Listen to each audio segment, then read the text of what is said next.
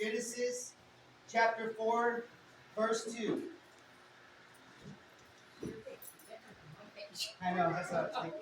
Sit down. Sit down with the mic. I'll help you right out. I'm going to go get something. Chapter 4, verse 2 in Genesis. Now it says here, and this is the first time that they were making offerings unto God. Then Eve bore again, this time his brother Abel. Now Abel was a keeper of sheep, but Cain was a tiller of the ground. And in the process of time, it came to pass that Cain brought an offering of fruit of the ground to the Lord. Abel also brought of the firstborn of his flock and of their fat. And the Lord respected Abel and his offering, but he did not respect Cain and his offering. And Cain was very angry, and his countenance fell.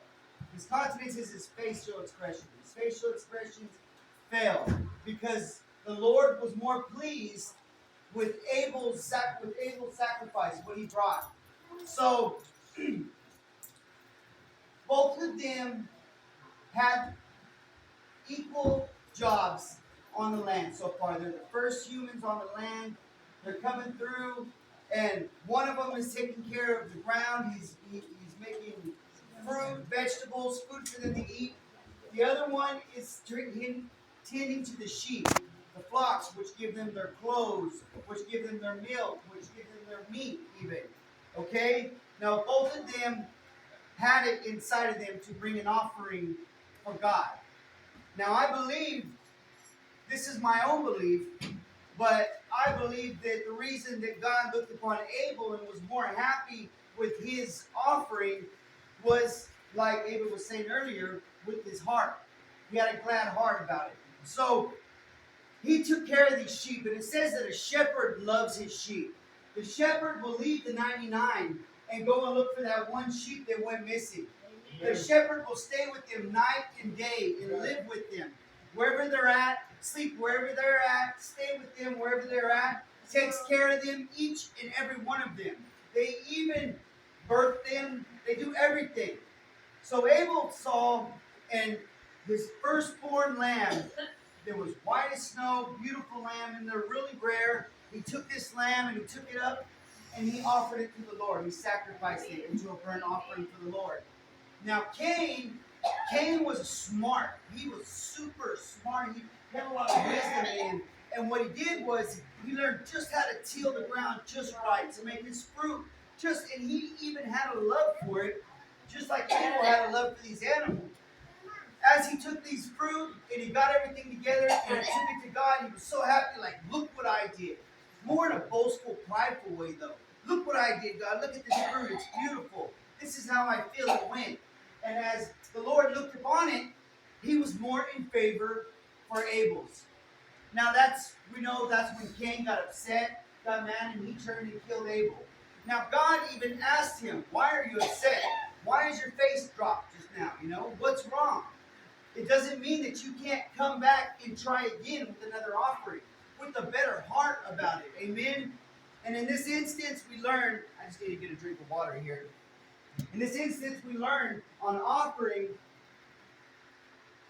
how it's not just about what you're giving. It's about how you're giving it. Can it be seen? The way you believe, the way you feel, the way you think. Can it be seen by God? Or is it just words? Are you just speaking things? Are you doing stuff in front of people so that they can see that you're a better person? Or are you doing stuff in here that feels right? Amen? It reminds me of the story. There was this group of people. It was a church. They were going to gather together on this mountain. And they were all supposed to bring something that had to do with their faith, what they believed. Like it was an object of their approval or of the beliefs, right? So some people, brought their Bible. Some people brought crosses. Other people's had, whatever they had, they brought.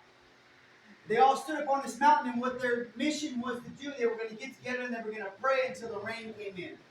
And it was kind of amazing because they went up there, and right on cue, as they were all praying and giving it to God, it started to rain. It started to trickle down. And nobody could believe it. Everybody was like, oh my God, this is awesome. They prayed for rain, and rain came. There was one little girl, though, that was in particularly noticed among all those people. Everybody brought Bibles and crosses and stuff. This little girl pulled out an umbrella and opened it. That little girl's faith was so strong, she knew that they were going up there to pray for rain, and it was going to rain. So what did she believe and believe? She brought an umbrella. She didn't bring a Bible to show her belief. She didn't bring a cross to show her belief. She brought her umbrella to show that she knew God was going to let it rain that day. Amen? And sometimes we need to bring our umbrella. Sometimes we need to know that the things that we ask for, the things that we believe are going to happen. When we come up here and we give our tithes to God, we need to know that we're giving that to God. No matter where it goes, no matter who touches it from here to there to here to wherever it goes, we're giving it to God. It is no longer ours. Amen? It says here, and we can go to Leviticus chapter 27. If you go to Leviticus chapter 27, I had one. I forgot. Leviticus chapter 27, verse 30. It tells you exactly what Moses told everybody. And it says here, and all the tithe of the land, whether of the seed of the land or of the fruit of the tree, is the Lord's. It is holy to the Lord. If a man wants at all to redeem any of these tithes, he shall add 1/5 to it. And concerning the tithe of the herd of the flock, of whatever passes under the rod, the 10th one shall be the holy Lord. Now this is where it talks about, now this is where the church gets 10%. Okay? Now the shepherd takes his rod, and when the sheep go by, the shepherd puts his rod down, and the end of a rod is like a hook. It hooks the sheep, he pulls it back, and he's inspecting it to see what it looks like, to see how it's going to be, to see if it's a woman, to see if it's a male. It inspects all that. The 10th sheep that goes underneath his rod belongs to the Lord. They move that over to another pasture. It is no longer their sheep. It is no longer part of their flock. It is the Lord's. They take that and they put that offering up to God. Now we need to remember that. And you know, the way I was taught, my dad always taught me, he said, son, like I said, Dad, how much are we supposed to tithe? You know, what are we supposed to do? And I remember being real young and he told me, just give him whatever's in your pocket. Just show him that you love him, show him that you care, you know. He said, just give him whatever in your pocket. Well, I never let go of that. I was like, all right, I'm just give whatever in your pocket. Pennies, got a couple quarters, you know what I mean? Yeah. Here and there. Sometimes I'd have a little bit more in my pocket and be like, oh man, really? All right, I have to give that. But you know, I took that. I never really fed into that 10%. It never really stuck with me. And then I meet my wife and her family and the way they are, the way they talk about it, how you tithe. And when you tithe to God, the Lord stands up and sees that you're there and what you're doing. My wife, she gets these envelopes where she works at. They hand her envelopes with payments on it. As she opens them at home, she doesn't open them like on her way home to go to the store and get something. She waits till she gets home. She looks at how much is on that envelope. She opens it and she takes out 10%. She puts it over in the Bible.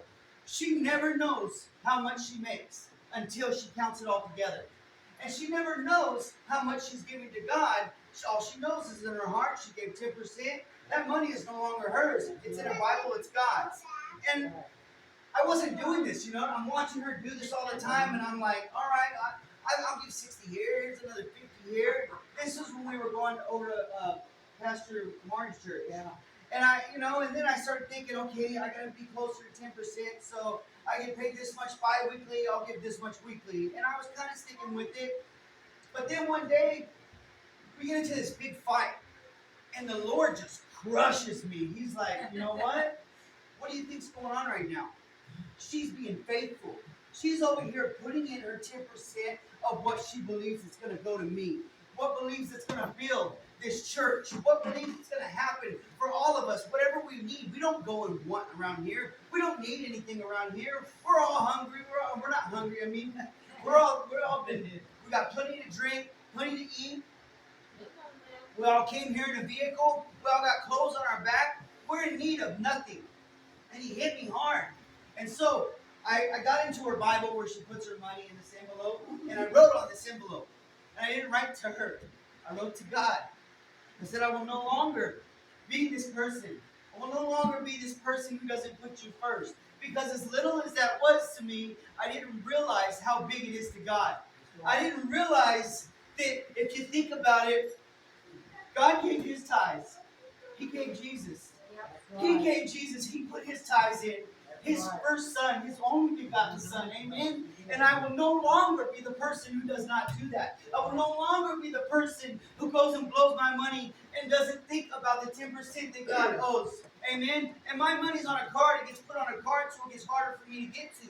I end up paying bills because it gets drawn out automatically. And I have excuse after excuse. You want another one? I got another one. But I'll tell you what, the more and more that I go to that bank or I go to that store and I pull out that money and I put it in that Bible, the more and more better I feel. The more and more my family prospers. The better things go in our life. The more this church prospers, the more I see people come, the more I see people go, the more I put in, the more I get back. And I know that for a fact. I know that for a fact because God did it. And if God can do it, I can do it. Amen? Because that's what we're supposed to do. If you go on to John, when Jesus was on this earth, the begotten Son that God gave us, when he was on this earth, in all four, Matthew, Mark, Luke, and John, he has the same occurrence in every single one of them, but I like the one that John told about. Because John shows kind of the ghetto side of Jesus. You know, John tells us straight up what Jesus was like, and everything Jesus did was perfect. So if Jesus